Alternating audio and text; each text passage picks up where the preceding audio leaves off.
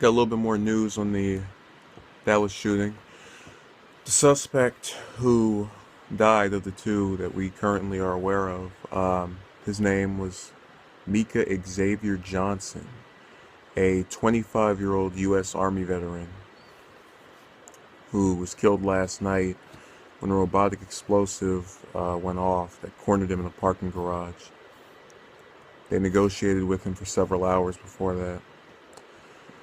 Now, apparently his motives, according to Police Chief David Brown, are that he was upset about Black Lives Matter and he wanted to kill white people, especially white officers. There's a little bit of irony in my attire for this video, but I can't comprehend one thing, and that's how you serve in the military, where you would think a person was serving for the betterment of their country, to defend their country because they want to protect it, and then come back and do something like this. And that's kind of what confuses me about this suspect, because this isn't a run-of-the-mill, ghetto thug as we hear sometimes in the media. This isn't some random, inexperienced black male or just person that has some criminal background from what we know about him. If I were to approach someone that, again, was 25 and was a military veteran, I would already have a positive impression of them. I mean, why wouldn't I? They served their country, and I would see them as bettering it. But this is without a doubt worsening it. And I really don't even know what else to say other than it's kind of funny how they always talk about the racist white people, but I don't know what you would call him then. And these on both sides it's bad, but on our side we have to call it out where it is, and I just hope that the other victims that were shot don't end up dying as well. We've already lost 5 people, and it's now the deadliest incident against police officers since 9/11. So he can put that on his, I guess, achievement card, whatever. One of the victims has also been identified. She, I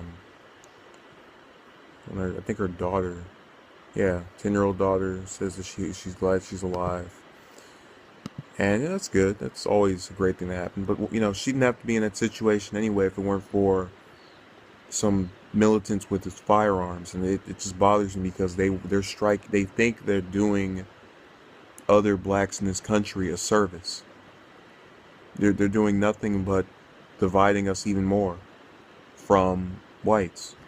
And that type of division where we hate each other or, want to be segregated isn't good. But they don't realize that. They just see it as the evil whites, and they see themselves as the heroes. I'm no one to condone, I guess, the killings of blacks that we've seen over the last 2 days. But when you start killing in retaliation, it just becomes eye for an eye type mentality, and I don't see how that benefits anyone. But see, they don't seem to think the same way I do, and it's for that reason that they've decided to do this, and because of that, we're going to see more and more violence against blacks. They've worsened our situation, and they don't even have to endure the consequences of it because now they're dead. Well, now I'm speaking about 2 people. The other one I just remembered is not dead, but he is,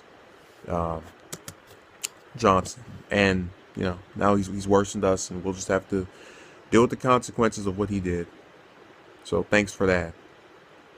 I don't tolerate that type of just outlook on people where you generalize and want to murder someone just for race or for any reason besides something that they can control.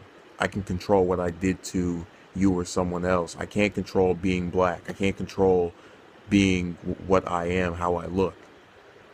And they don't, they still can't. There's something in their mind that won't allow them to register that. What makes them better than the quote-unquote racist whites they were trying to kill last night? And I'm about 99% sure those whites that they did kill were not racist.